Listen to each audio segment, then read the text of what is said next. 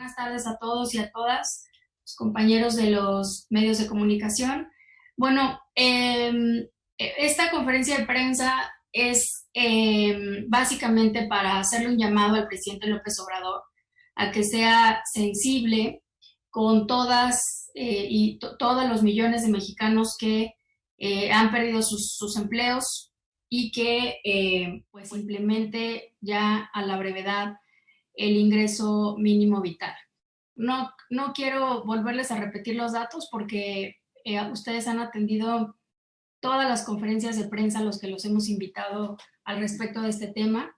Entonces, no me parece útil volver a repetir la justificación ni los datos de por qué estamos pidiendo esto, solamente decir que el día de hoy quiero hacer un llamado ya directamente al presidente para que sea sensible, decirle que lo que estamos proponiendo para estas millones de familias de mexicanos no está en contra de sus programas, de los programas sociales del gobierno, simplemente creemos que se necesita hacer más que lo que están haciendo ya actualmente desde su administración. Y el día de hoy, pues estoy presentando dos iniciativas precisamente sobre este tema. La iniciativa de reforma al artículo 4 constitucional, que va en el mismo sentido de las otras iniciativas que inscribió Movimiento Ciudadano, el PRD y Morena, y que yo también suscribí.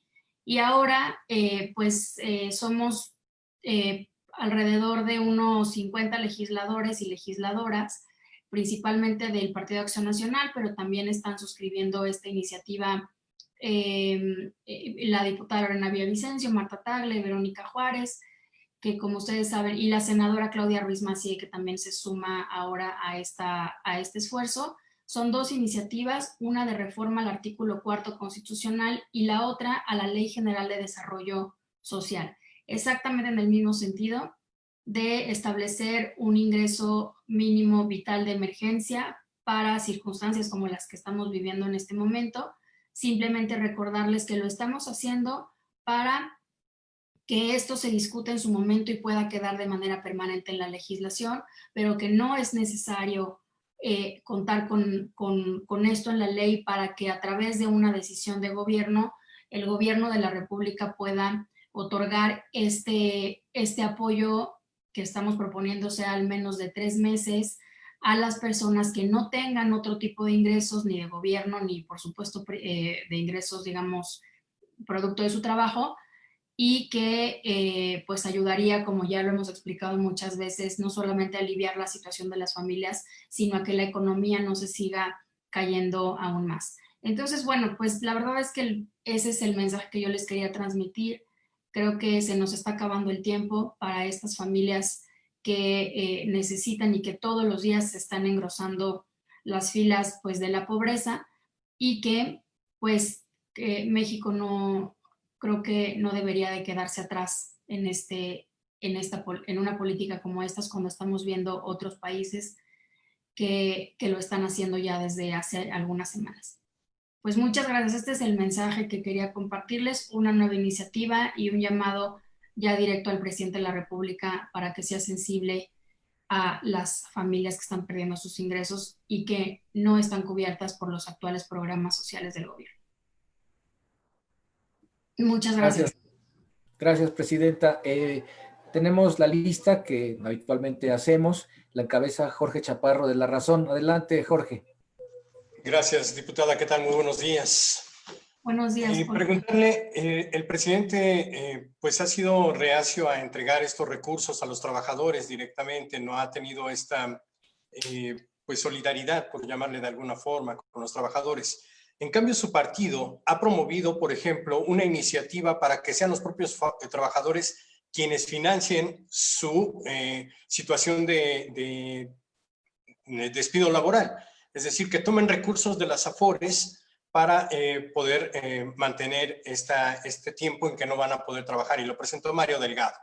La segunda iniciativa está relacionada con el cambio que quieren hacer en las AFORES. Parece ser que quieren tomar estos recursos para poder financiar de alguna forma los boquetes financieros que tienen ya en el gobierno federal.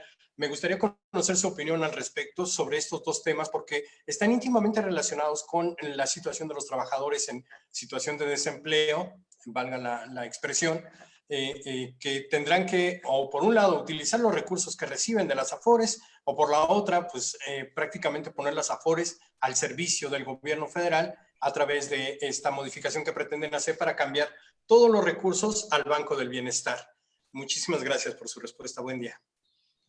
Sí, Jorge, gracias. A ver, son dos temas. El primero que comentas para que los trabajadores se pueda flexibilizar el retiro de parte de sus ahorros en una situación de emergencia, no me parece mal. Creo que esa parte particularmente no me parece mal porque actualmente no tienen nada.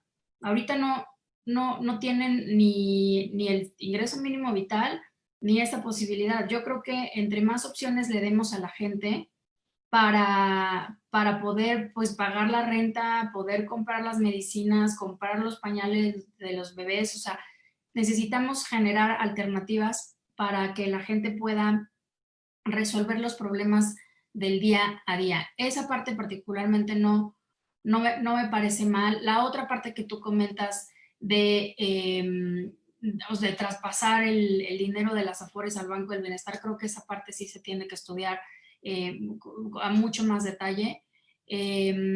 Yo creo que al final del día la lógica es que ese dinero del retiro es para el retiro.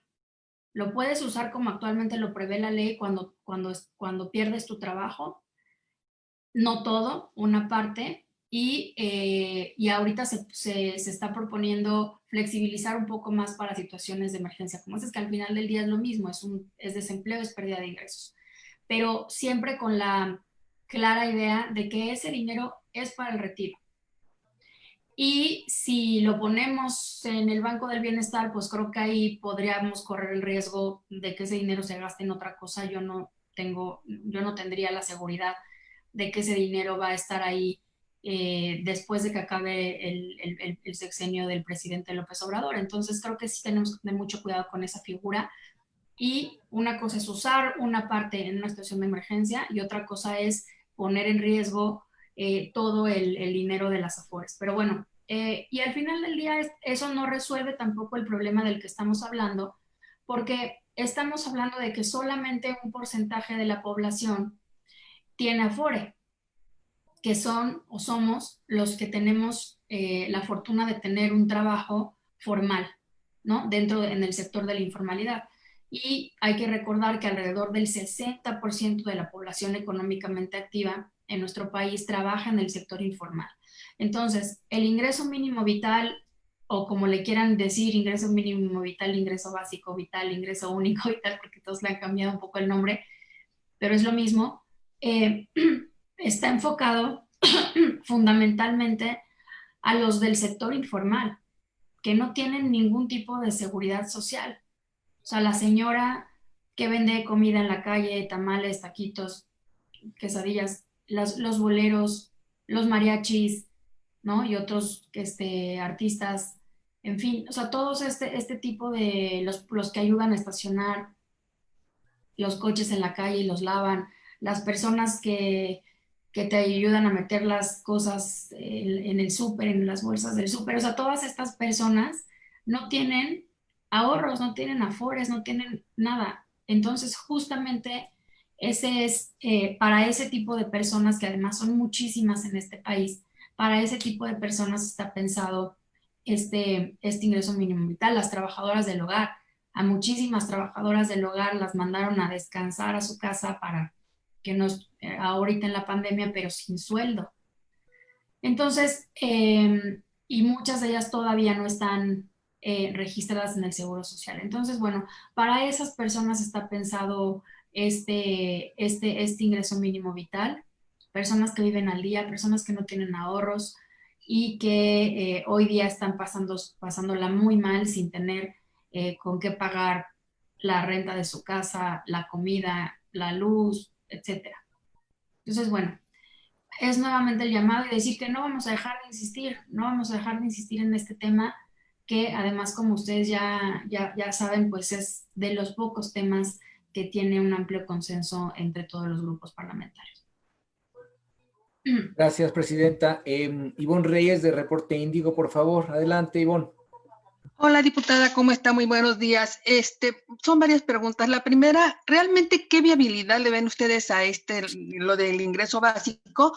Cuando Mario Delgado en días pasados fue tajante al decir que no van a dar más apoyos porque ya está lo de los programas de gobierno, los programas sociales de gobierno, y bueno, pues ustedes no tienen mayoría para impulsar este tipo de temas. Y cambiando también, no sé si pudiera, en otra cuestión, como presidenta de la Cámara de Diputados y ante esta polarización que se vive en el país, ¿no sería necesario usted como presidenta de la Cámara hacer un llamado tanto al gobierno como al partido mayoritario, y si esto del BOA no es una estrategia de gobierno para desviar la atención, y lo que dice López Obrador, que no va a permitir que ninguneen la figura presidencial? Y finalmente, si tienen más reportes de casos de COVID en Cámara de Diputados. Por favor, diputada. Claro que sí. A ver, sobre el tema de la viabilidad, bueno, o sea, claro que es viable. O sea, viable es.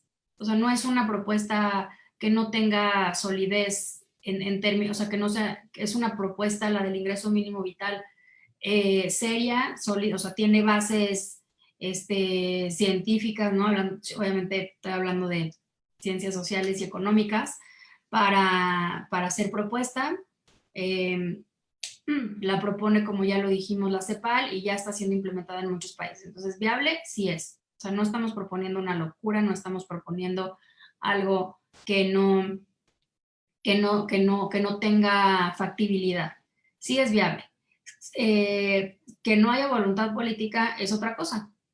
Pero entonces que lo digan, que lo sigan diciendo, pero nosotros creo que sí tenemos que ponernos de lado, y lo seguiremos diciendo y vamos a seguir insistiendo, porque estamos del lado de la gente que hoy día no tiene con qué sobrevivir el día. Entonces, bueno, esa sería la respuesta. En el otro tema, sí, yo sí creo que es muy necesario en estos momentos hacer este llamado a la unidad por parte de todos quienes tenemos un cargo público, y sobre todo por parte de quienes somos titulares de un poder. El presidente de la República es el titular de un poder, yo soy titular de otro, ¿no? El ministro presidente Saldívar de otro, que él es muy prudente siempre, pero me parece sobre todo que quienes representamos un poder y quienes representamos a los ciudadanos, sí tenemos una obligación de siempre, pero sobre todo en momentos críticos como el que estamos viviendo el día de hoy, de abonar a la unidad, a la concordia, a la colaboración, y no a la polarización. Yo creo que esa es una responsabilidad en el que está no solamente legal, ¿no? sino también ética. En estos momentos creo que estos cargos tan importantes de decisión tienen que ser usados para construir a favor de las personas, para hacer política de la buena política y no para polarizar. Entonces sí creo que tenemos, y yo me asumo como parte de esas personas que tenemos que todo el tiempo estar abonando y haciendo llamados a la unidad y de construir propositivamente, y en ese sentido sí es pertinente hacerle un llamado al presidente de la República a que asuma su papel de presidente de todos y de todas los mexicanos, y que se concentre en atender pues la pandemia, como lo estamos haciendo todos y todas desde nuestros ámbitos de competencia. Gracias, presidenta. Claudia Telles, de Grupo IMER. Claudia, adelante, por favor. No, pero lo de los casos de COVID no tienen más. Sí, no ha habido, afortunadamente no hemos tenido más reportes. Gracias, diputada. De nada. Gracias, Ivonne. Claudia Telles, ahora sí tu turno, por favor, Grupo IMER. Hola, buenas tardes a todas y todos. Para preguntarle, diputada, si el llamado sería piden que ya haya la voluntad política para que se entregue este ingreso a los ciudadanos que lo necesitan. Sería para los 12 millones de mexicanos que han perdido su empleo en este marco de la pandemia. Esa es una. Y la otra, parece ser que ya se dio el banderazo de salida para las elecciones del 2021. ¿No es riesgoso que se esté ya en un asunto electoral cuando estamos en lo más alto de la pandemia? Gracias, Clau. A ver, la primera pregunta es, a ver, sí, o sea, idealmente sí, o sea, idealmente el ingreso mínimo vital tiene que ser universal en términos de que sea a todas las personas que lo necesitan. O sea, es decir, que perdieron su empleo y que no tienen otro tipo de apoyo de otro programa social del gobierno federal, ¿no? Entonces, el universo, digamos, no son personas adultas mayores, no son los estudiantes que ya reciben una beca, no son los que reciben el programa de Sembrando Vida, o sea, todos estos están excluidos, entonces sí son nuevas personas que tenían un empleo y que hoy día lo perdieron. Entonces sí, en efecto, pues el reto es gigantesco, lo reconozco, pero idealmente sí tendría que ser a todas las personas que tenían un empleo, que lo perdieron y que esto les va a servir para poder, como decía desde un principio, sobrevivir durante el tiempo en el que dure la crisis económica y se recuperen los empleos y se reabran los trabajos y, en fin, se reactive la economía. La segunda pregunta, claro que ya la contesté, o sea, es la misma respuesta que di hace un momento hace un momentito en la anterior pregunta. Entonces creo que ya está respondida. Presidenta, son todas las preguntas que tenemos. Agradecerle mucho su presencia y a las compañeras y compañeros igual. Y seguimos en la permanente. Cuídense mucho y hasta pronto. Gracias, Presidenta. Muchas gracias a todos y a todas. Nos vemos Gracias. pronto. Gracias. Bye.